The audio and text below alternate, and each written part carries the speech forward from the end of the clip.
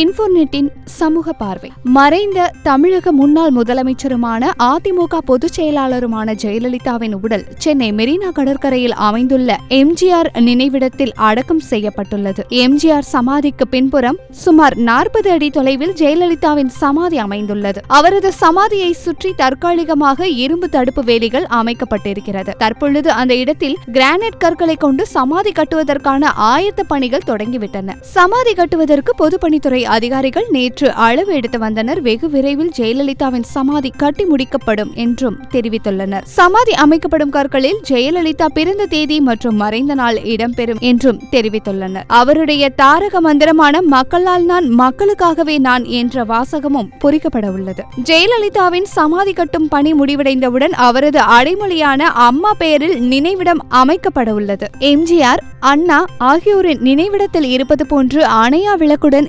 ஜெயலலிதா நினைவிடம் அமைக்கப்பட இருக்கிறது. ஜெயலலிதாவின் நினைவிடத்தில் அவரது வெண்கல சிலையும் அமைக்கப்படும். அவருடைய வாழ்க்கை குறிப்பு மற்றும் சாதனை திட்டங்களும் கல்வெட்டில் பொறிக்கப்படும். நினைவு தூணும் நிறுவப்பட உள்ளது. ஜெயலலிதா அவர்களின் பிறந்த நாளான பிப்ரவரி 24ஆம் தேதி நினைவிடத்தை திறக்கும் வகையில் பணிகள் முழுவீச்சில் மேற்கொள்ளப்படுகிறது. தற்பொழுது ஆயத்த பணிகள் தீவிரமாக நடைபெற்று வருகின்றன. சமூக நோக்கோடு பல விஷயங்களை தெரிஞ்சுக்கலாம். சப்ஸ்கிரைப் பண்ணுங்க இன்ஃபோநெட்.